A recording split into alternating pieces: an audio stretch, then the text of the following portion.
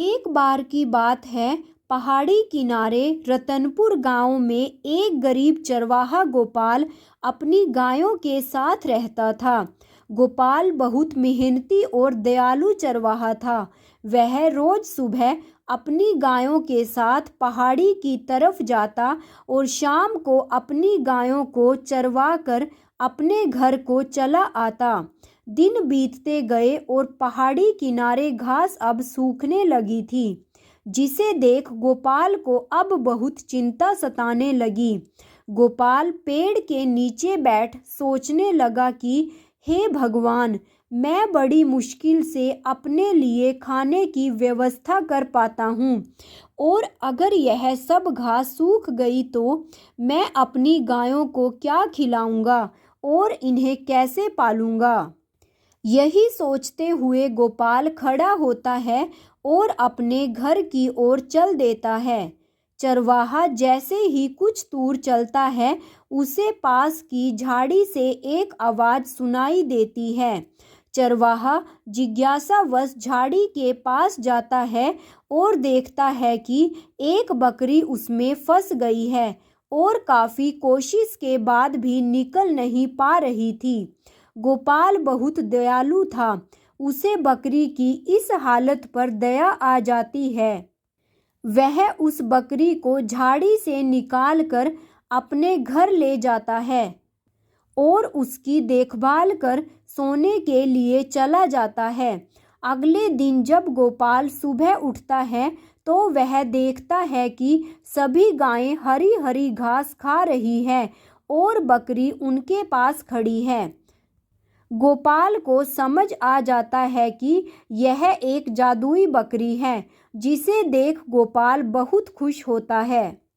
उस दिन गायों ने पेट भर घास खाई और खूब दूध दिया, जिसे गोपाल बाजार ले जाकर बेच आता है और अपने लिए खाने का सामान भी लेकर आ जाता है।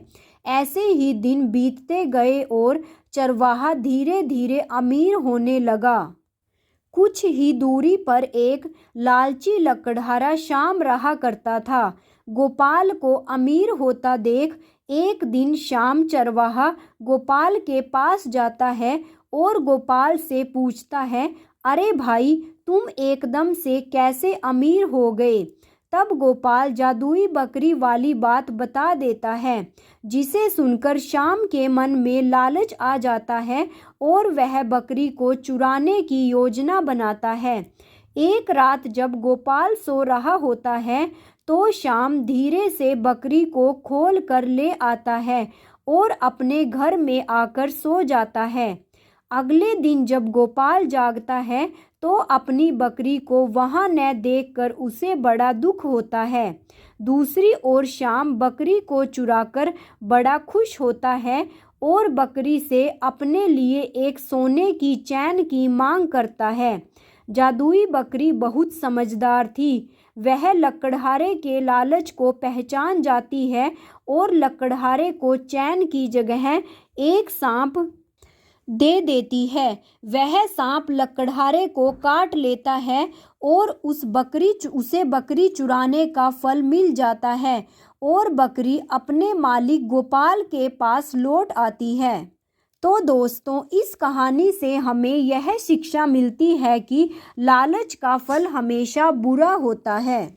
मेरे प्यारे दोस्तों, अगर आपको यह कहानी पसंद आई हो तो कमेंट बॉक्स में लिखकर ज़रूर बताना, और मेरे चैनल को सब्सक्राइब और वीडियो को लाइक और शेयर करना मत भूलिएगा। साथ में ही नोटिफिकेशन बेल को भी ऑन कर लीजिएगा, ताकि आगे आने वाली सभी वीडियोस की जानकारी आप तक समय रहते पहुंच सके। धन्यवाद।